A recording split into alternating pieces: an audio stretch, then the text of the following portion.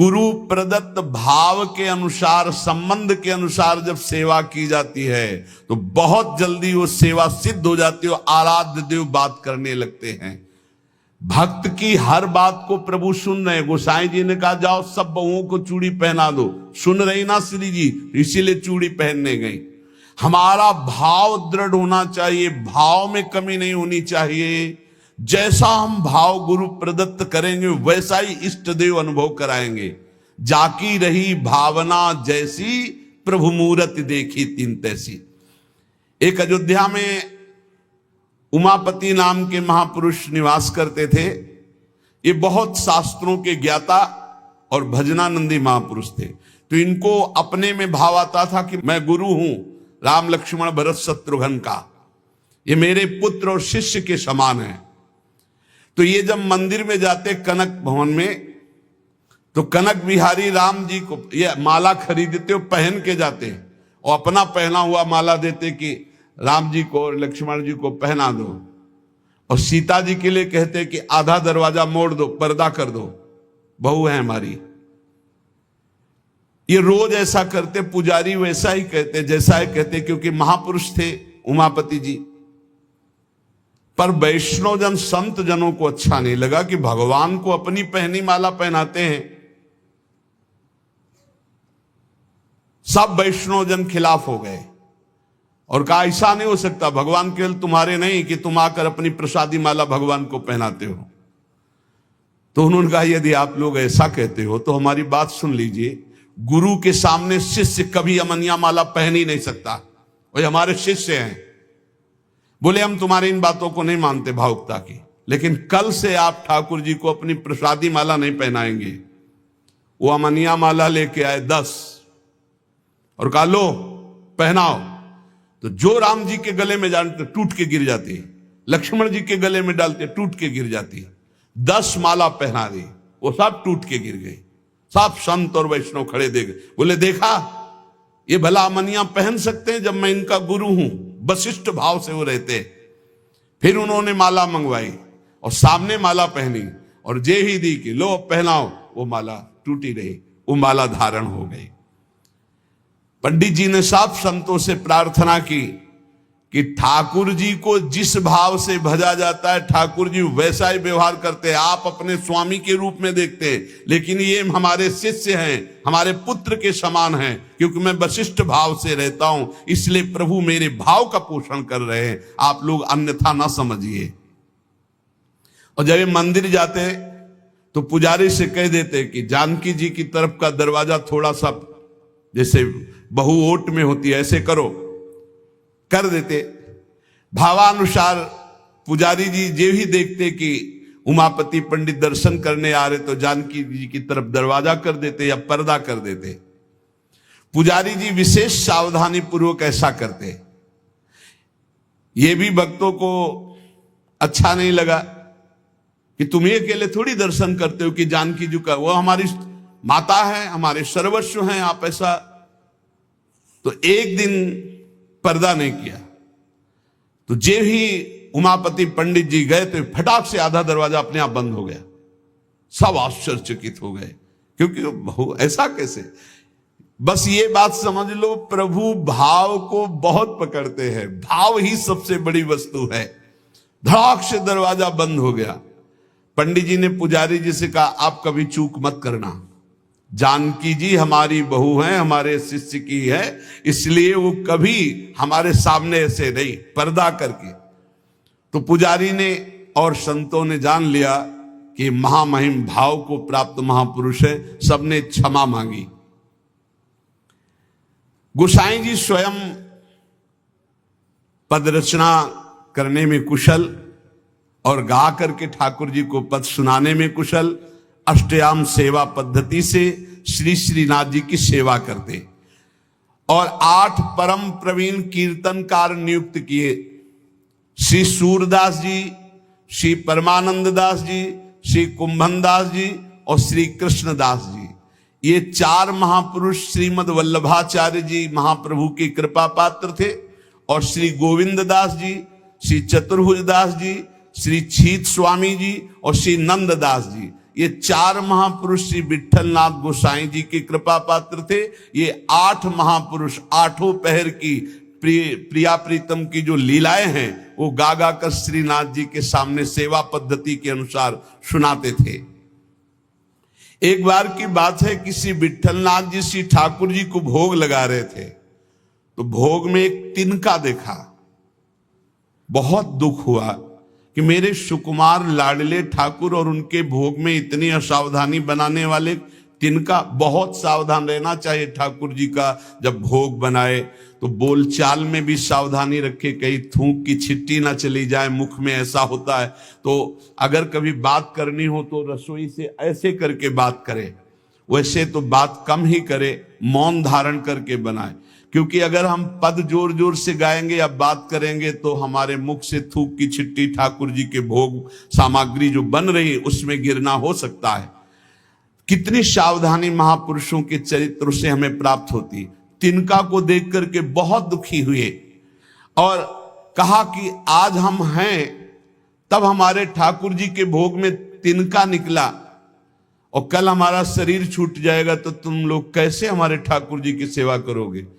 तो मैं आज ही सन्यास धारण करूंगा और विचरण करूंगा, जैसा मनावे वैसा करो। आप इतना कहे तो सब लोग बहुत दुखी हो गए।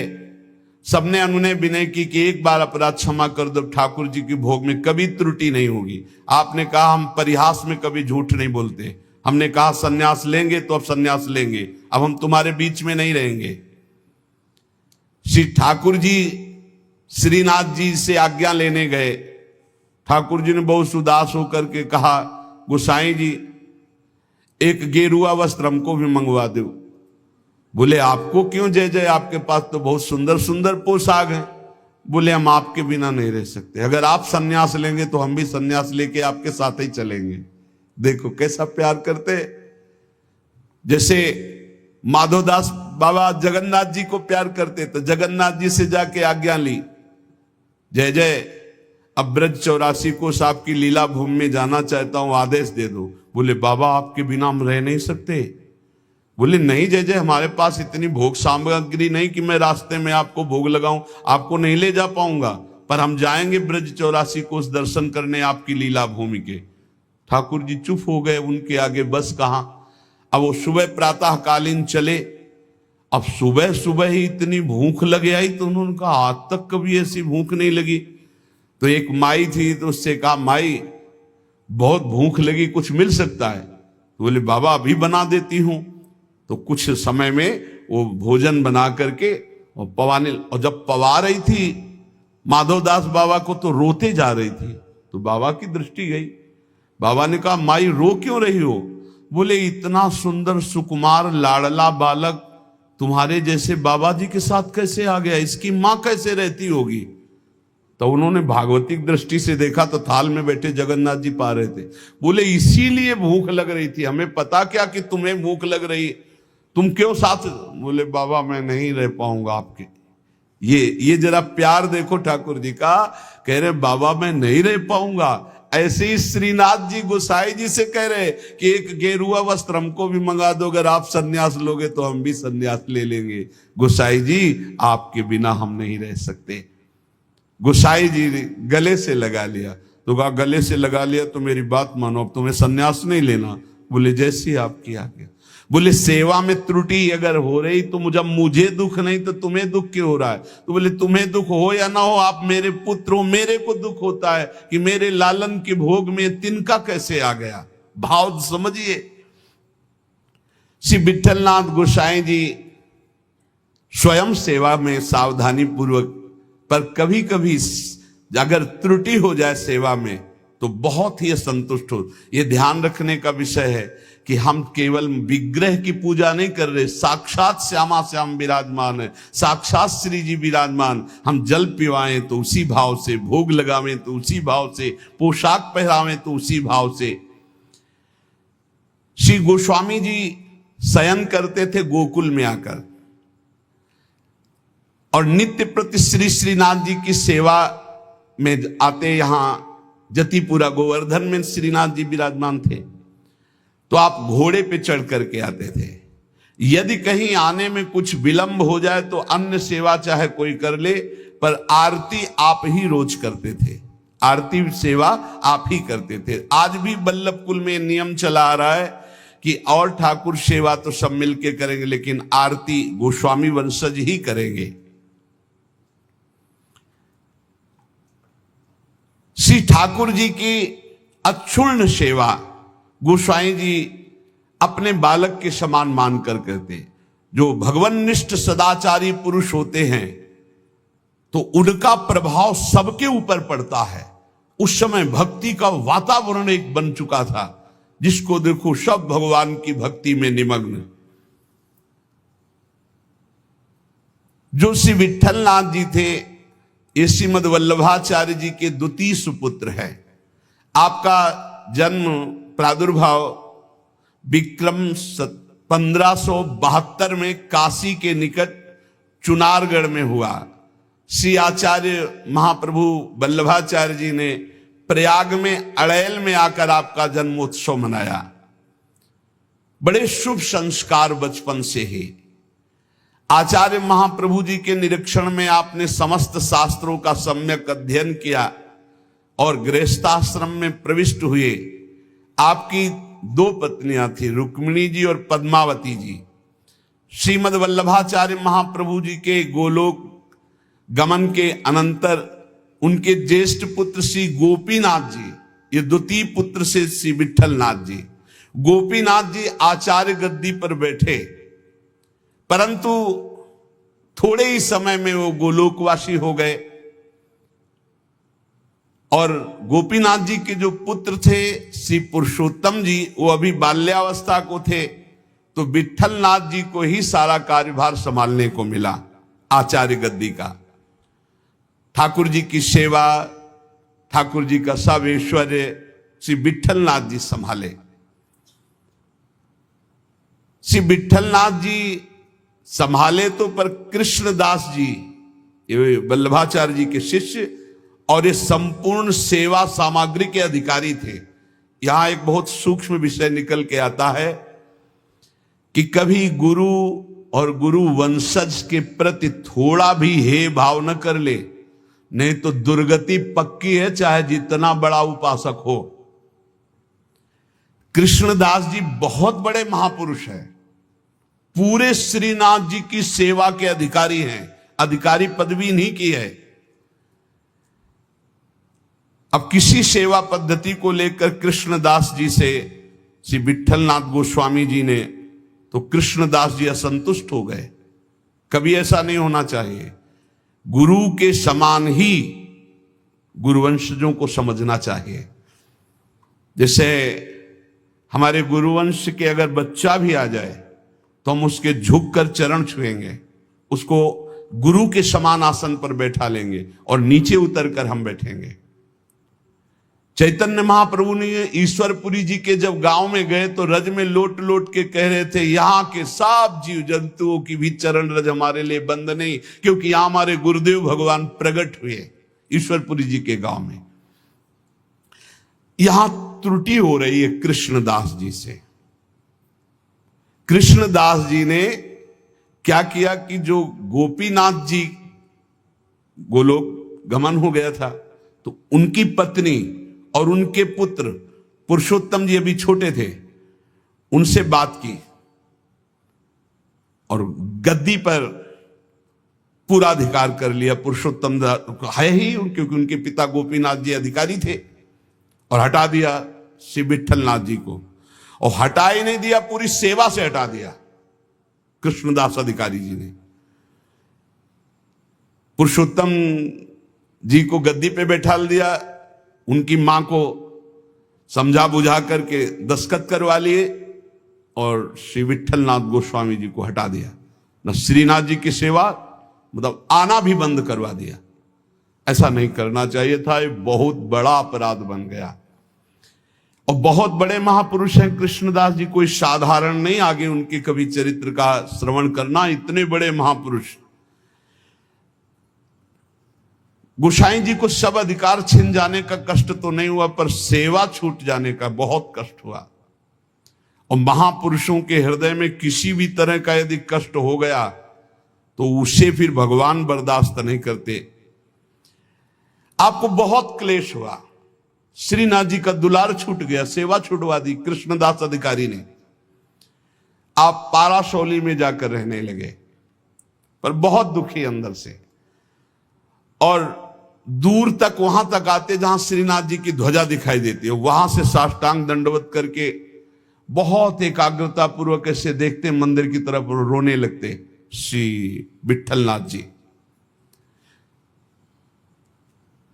ये बहुत बड़ी हानि का विषय, बहुत बड़ी हानि का विषय। गुरुजनों से विरोध करने का मतलब है सर्वस्व का नाश, चाहे जितना बड़ा भी कोई तपस्वी भजनानंदी हो।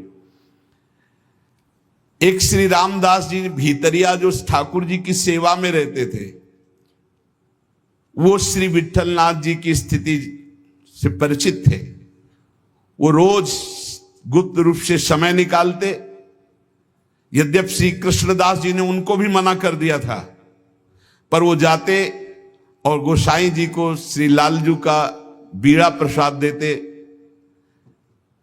बीड़ा प्रसाद आंखों से ऐसे रख करके खूब रुदन करते श्री विठलनाथ जी। ये बहुत बड़ा अपराध है, बहुत बड़ा अपराध।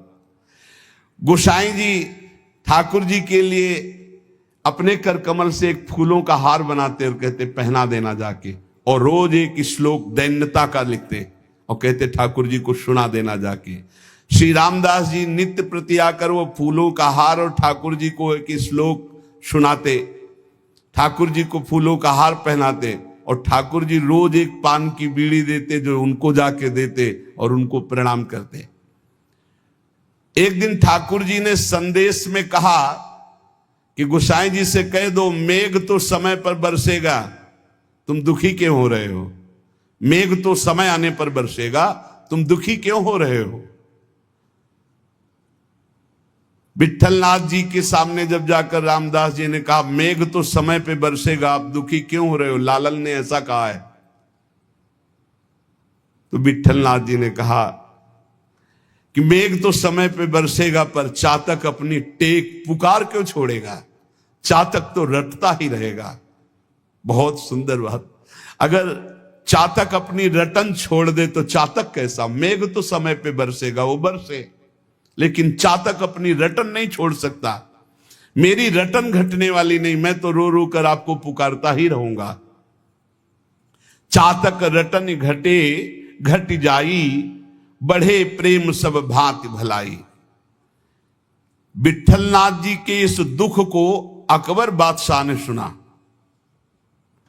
उसने तत्काल आदेश किया और कृष्णदास जी को बंदी बना के जेल में डाल दिया और गोसाई जी को विरुद्ध आचरण किया, इसलिए उनको कठोर दंड कृष्णदास जी को बादशाह अकबर ने। जब गोसाई जी को यह पता चला तो गोसाई जी ने अन्न जल त्याग दिया और कहा जब तक सम्राट अकबर सादर कृष्णदास जी को, ये देखो महापुरुषों का हृदय, सादर कृष्णदास जी को नहीं छोड़ते तब तक मैं अन्न जल भी नहीं पाऊंगा। जब बादशाह अकबर को यह पता चला कि गोसाई जी ने अन्न जल त्याग दिया तो सादर कृष्णदास जी को पुनः छोड़ दिया। कृष्णदास जी को जब ये पता चला कि गोसाई जी मेरे लिए अन्न जल छोड़ दिए, तब गोसाई जी के पास आए और चरणों में गिरे और कहा मुझे आपके प्रभाव का पता नहीं था, क्षमा कीजिए। कृष्णदास जी ने पाराशौली में आकर गोसाई जी के चरण पकड़ लिए। गोसाई जी गंभीर हो गए। महापुरुष अगर डांट दें तो बच गए आप, और गंभीर हो गए तो पिट गए आप, बस इतना समझ लो। गंभीर इसलिए हो गए कि तुमने लालन की सेवा छुड़वा दी, सब ठीक है, लेकिन लालन की से दूर रखा, दर्शन नहीं, सेवा नहीं, इसलिए गंभीर हो गए। विठलनाथ गोसाई जी को पूर्व सेवाधिकार प्राप्त हो गया।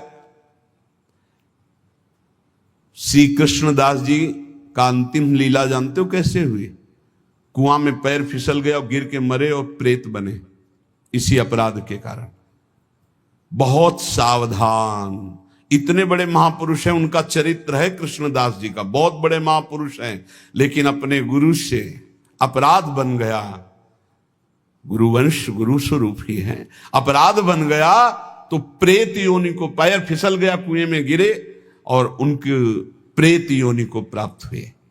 बहुत सावधानी की जरूरत है कि कहीं ऐसे अपराध, नहीं तो चाहे जितना भजन हो, वो भजन बाद में तो कल्याण करेगा, लेकिन बीच में छूट जाएगा और बीच में हमारी दुर्गति हो जाए। अंतिम तो मंगल ही होगा, क्योंकि भगवान का जन कवि नामे भक्ता प्रणश्यति। जब ये प्रेत बन गए थे तब भी उद्धार गोस्वामी विट्ठल नाथ जी के द्वारा ही इनका हुआ। अकबर क्यों कृपालु था, क्यों श्रद्धा करता था विट्ठल नाथ जी गोस्वामी के ऊपर? एक बार श्री यमुना जी में स्तोत्र का गायन का, कंचन वर्ण तेज चमकता हुआ विट्ठल नाथ गोस्वामी जी का, तो अभी स्नान करके यमुना जी की आराधना कर रहे थे, तो उधर नौका में जल विहार करते हुए इसकी बादशाह की कोई हिंदू बेगम होगी, तो वो दूर से देखा कि तेजस्वी तो भगवान के समान है। नौका समीप ले गई, उतर कर चरणों में बंदन किया। विट्ठलनाथ गोस्वामी जी को देखकर उसे पक्का लगा कि ये जो आशीर्वाद दे देंगे तो पक्का। तो उन्होंने कहा कि आपसे मैं एक ही आशीर्वाद चाहती हूं कि मेरे बादशाह मेरे अनुकूल रहें। हर पत्नी यही चाहती है। आप कृपा करके कोई ऐसा जंतुर बांध दीजिए, कोई मंत्र बता दीजिए, कोई उपाय बता दीजिए कि बादशाह सलामत हमारे बस में रहे, हमारे अधीन रहे। आपने मुस्कुरा दिया कि मैं एक जंतुर देता हूं, इससे बादशाह तुम्हारे अधीन रहेंगे, और दोहा लिख करके भुजा में बांध दिया। यंत्र मंत्र और तंत्र को भूल करो जन कोय, पति कहे सो कीजिए वो आप ही बस होए। ये दोहा लिख करके बांध दिया। दूर से गुप्तचर लगे रहते थे। गुप्तचर ने कहा कि विट्ठलनाथ गोस्वामी जी ने कोई जादू टोना करके आपकी हिंदू बेगम की बाह में जंतुर बांध दिया है। तत्काल आया, जब वो महल तोड़ दिया जंतुर और उसे कहा खोला जाए, खुला गया। और जब ये दोहा पढ़ा कि यंत्र मंत्र और तंत्र को भूल करो जनि कोई उपाय मत करो, ये यंत्र तंत्र मंत्र जंतर वाला, पति की आज्ञा में रहो, इसी से पति अधीन हो जाएगा। जब ये दोहा पढ़ा कि पति की आज्ञा का पालन रूप परम बल है जो पति को अधीन कर लेता है, बहुत प्रसन्न हुआ और कहा इसी समय मुझे विट्ठलनाथ गोस्वामी के चरणों में जाके प्रणाम करना है और उनके दर्शन करने। तब से बहुत श्रद्धा विट्ठलनाथ गोस्वामी जी के ऊपर, और वो आकर के गोकुल में और गोवर्धन में बहुत सी संपत्ति जमीन ये सब विट्ठलनाथ गोस्वामी जी को दी। श्रीमद वल्लभाचार्य महाप्रभु जी ने पुष्ट मार्ग का प्रवर्तन किया। विट्ठलनाथ गोस्वामी जी ने उसका बहुत प्रकाश किया। श्री सूरदास जी, कुंभनदास जी, परमानंद दास जी, कृष्णदास जी, ये वल्लभाचार्य जी के शिष्य, और नंददास जी, चतुर्भुज दास जी, श्री गोविंद दास जी, श्री छीत स्वामी, ये विट्ठल नाथ जी के शिष्य, ये रात दिन ठाकुर जी की सेवा में, पद गायन की सेवा में रहते थे। जिस समय महाप्रयाण का समय आया तो विट्ठलनाथ गोस्वामी जी ने सातों पुत्रों को बुलाया और अलग अलग ठाकुर जी प्रदान किए। 7 पुत्र श्री गिरधर जी, श्री गोविंद जी, श्री बालकृष्ण जी, श्री गोकुलनाथ जी, श्री रघुनाथ जी, श्री यदुनाथ जी और श्री घनश्याम जी। ये 7 पुत्र श्री विट्ठलनाथ गोस्वामी जी के थे। सातों को अलग अलग ठाकुर सेवा प्रदान की। श्री गिरधर जी को श्री ठाकुर मथुरेश जी, जो वर्तमान में जतिपुरा गोवर्धन में विराजमान है। श्री गोविंद राय जी को श्री श्रीनाथ जी, जो वर्तमान में राजस्थान में श्रीनाथ द्वारा में विराजमान है। श्री बालकृष्ण जी को श्री द्वारिकाधीश भगवान जो वर्तमान में काकरौली में विराजमान है, श्री गोकुलनाथ जी को जो वर्तमान में श्री गोकुल में विराजमान है, श्री रघुनाथ जी को श्री गोकुल चंद्रमा जी जो वर्तमान में कामवन में विराजमान है, श्री यदुनाथ जी को श्री बालकृष्ण भगवान जो वर्तमान में सूरत में विराजमान है, श्री घनश्याम जी को श्री ठाकुर मदन मोहन जी जो वर्तमान में कामवन में विराजमान है। इन सातों पुत्रों को सात ठाकुर की सेवा प्रदान की और चल अचल संपत्ति का बंटवारा किया और समस्त वैष्णवों को बुलाया और कहा आज हमें ठाकुर जी बुला रहे अपने धाम में। ऐसे जाना होता है महापुरुषों का। मृत्यु मृत्यु नहीं, महोत्सव होता है। सब वैष्णव जनों को बुलाया और बोले आज जो है ठाकुर जी बुला रहे हैं अपने निज सेवा में, निज धाम में। इनके पीछे पीछे पुत्र जो सातों पुत्र थे वो पीछे पीछे गए। आप चल करके जतिपुर आए, आपने निज कंठ की माला चतुर्थ पुत्र श्री गोकुलनाथ जी के गले में डाल दी और कहा सब वापस हो जाओ, अब मैं परम धाम जा रहा हूं। और गुफा में प्रवेश करने लगे तो सबसे बड़े पुत्र गिरधर जी ने आपका वस्त्र पकड़ लिया, तो केवल वस्त्र ही हाथ में रहा और आप अंतर्ध्यान हो गए, सदैव भगवान के धाम को गए श्री विट्ठलनाथ गोस्वामी जी। फिर आकाशवाणी हुई कि मेरा जो वस्त्र तुमने पकड़ा इसी से मुझे अंतिम संस्कार जो होते हैं वो अंतिम उत्तर क्रिया इसी से संपन्न करो और जैसा हमने आदेश दिया वैसा कहना। तो जिस समय गोस्वामी जी श्री लालजू को श्लोक भेजते थे वो बाद में श्लोक संग्रहित कर करके लिखते थे, यद दैन्य त्वत्कृपा हेतुर न तदस्ति ममाण्वपि ताम कृपाम कुरु राधेश यया तद्दैन्यमाप्नुयाम। हे राधापति, जिस दैन्यता से आप कृपा करते हैं रिझते, वो दैन्यता तो मेरे में है नहीं, अणुमात्र भी नहीं है। अब तो आप अपनी तरफ से कृपा करें और मुझे वो दैन्यता प्रदान करें जिससे आप रिझते हैं। दूसरा श्लोक, सर्वसाधम शून्योहम सर्वसामर्थ्यवान भवान श्री गोकुल प्राणनाथ न त्याज्यो हम कदापि वही। हे गोकुल के नाथ स्वामी, मैं सर्वथा सर्वसाधनहीन हूं। देखो आचार्य हैं पर कैसी दैन्यता है, और आप सामर्थ्यवान हैं, अतः किसी भी स्थिति में आप मेरा त्याग मत कीजिए, क्योंकि मैं साधनहीन हूं, आप सामर्थ्यवान हैं, आपके द्वारा त्याज्य नहीं हूं। नाथ मेरा कभी त्याग मत कर देना। यदि तुष्टो शिरुष्टो वा त्वमेव शरणम मम मारणे धारणे वापि दीनानाम न प्रभुर्गति। प्रभु आप चाहे मुझ पर संतुष्ट हो या नाराज हो, मेरे लिए तो आप एकमात्र ही सहारा हैं। अब आप चाहे नाराज रहो चाहे प्रसन्न रहो, हम दीनों को मारो या तारो, अब आपके सिवा कोई नहीं। आपको हमारा भार वहन करना ही पड़ेगा नाथ, आपको हमारा पोषण करना ही पड़ेगा जबरदस्ती, आपको अंगीकार करना ही पड़ेगा, क्योंकि आपके सिवा हमारा कोई नहीं है।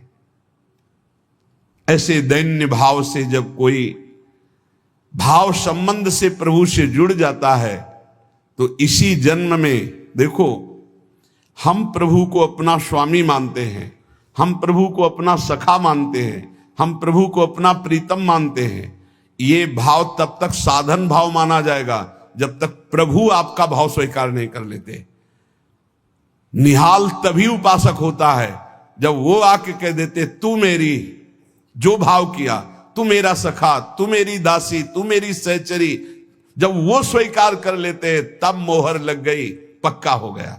एक ये सिद्धांत। और दूसरा, जब गुरु स्वीकार कर लेते हैं तो इष्ट की स्वीकृति अपने आप हो जाती है। इष्ट और गुरु में भेद नहीं होता, गुरु गोविंद ने भेद कराई। जब गुरुदेव स्वीकार कर दे कि तू प्रियाजू का, तो गुरुदेव ने जो कह दिया वो प्रियाजू भी नहीं काट सकती है। इसलिए हमें अपने भाव संबंध में दृढ़ रहना चाहिए और भाव के द्वारा ही हमारा व्यवहार होना चाहिए। जैसा हमारा इष्ट से व्यवहार है ठीक वैसा ही भाव हमारा होना चाहिए, जैसा भाव है वैसा इष्ट से व्यवहार होना चाहिए। इसी जन्म में आपको उत्तर मिल जाएगा कि श्री जी ने आपको स्वीकार कर लिया है। और जब ये आ जाता है कि श्री जी ने स्वीकार, एकदम बेपरवाही, ऐसी मस्ती आती है। कैसे उदाहरण में बताएं, बनेगा ही नहीं उदाहरण, पर थोड़ा सा इशारा, जैसे शाखा चंद्र न्याय से कहते हैं कि डाल के एक हाथ ऊपर देखो चंद्रमा दिखाई दे रहा। चंद्रमा तो न जाने कितनी दूर है, पर हम चंद्रमा को देख पाते। ऐसे उदाहरण में जैसे भारत का कोई बड़ा अधिकारी आपसे आके हाथ मिला दो, कह दे चिंता मत करना, आज से मैं आपका, और आप जो कहेंगे सो हम करेंगे, फिर कैसा और लगेगा? वो दोबारा कभी फोन करे या ना मिले, लेकिन आप छाती चौड़ी करके घूमेंगे।